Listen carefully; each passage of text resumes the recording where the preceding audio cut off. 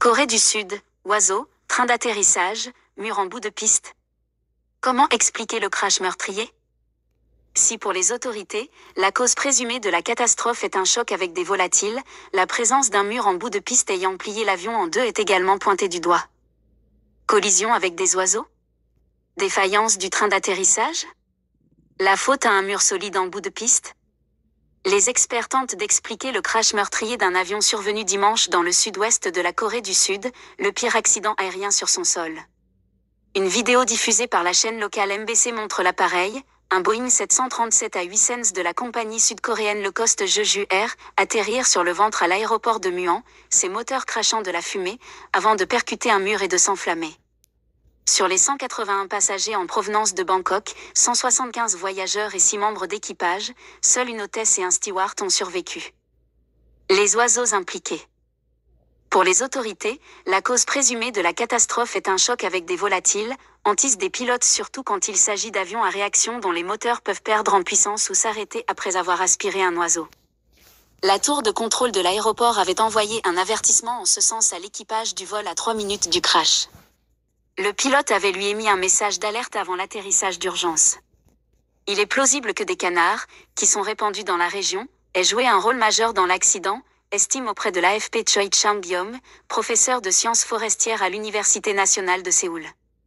Depuis 1988, les collisions aviaires ont causé 262 décès humains et détruit 250 avions dans le monde, selon l'Australian Aviation Wildlife Hazard Group, AWG, un groupe de travail spécialisé mis en place par l'aviation civile australienne.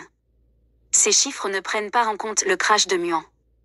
L'un des cas les plus célèbres d'incidents aériens impliquant des oiseaux remonte à janvier 2009, quand le pilote d'un Airbus A320 de l'US Airways avec 155 occupants avait réussi à se poser avec sang-froid sur le fleuve Hudson à New York après une collision avec un groupe d'oies sauvages. Un train d'atterrissage endommagé?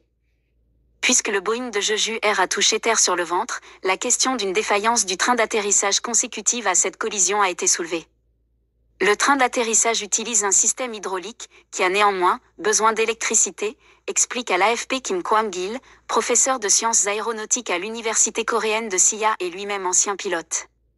Quand un gros oiseau a touché le moteur, cela a provoqué un incendie à l'intérieur.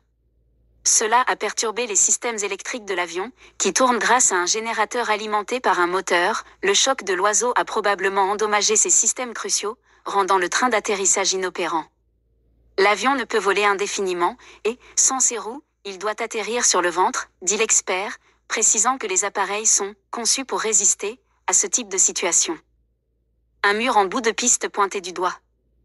Des critiques se focalisent de plus en plus sur l'architecture de l'aéroport. Malgré l'urgence, l'atterrissage a été remarquablement bien exécuté, souligne l'ancien pilote Kim Kwang-gil, assez contrarié par la suite des événements. Dans les vidéos du crash, on voit l'avion d'abord toucher terre sur le ventre et glisser sur le tarmac. Mais il se fracasse quelques secondes plus tard contre un mur et, sous le poids du choc, l'appareil se plie en deux, prenant feu. Normalement, il n'y a pas de tel obstacle solide en bout de piste, c'est contre les standards de sécurité de l'aviation internationale recommandés par l'Organisation de l'aviation civile internationale, OACI, et l'Agence de l'Union européenne pour la sécurité aérienne, OESA. La structure en question a fait s'écraser et s'enflammer l'avion, affirme M. Kim. À l'extérieur de l'aéroport, il n'y a normalement que des grillages, qui n'engendreraient pas de dégâts importants. L'avion aurait pu déraper plus loin et s'arrêter naturellement, continue le spécialiste, assurant n'avoir jamais vu ce genre de structure artificielle ailleurs. La plupart des passagers sont morts à cause de cet obstacle, c'est bouleversant, conclut-il, appelant les autorités aéroportuaires à rendre des comptes.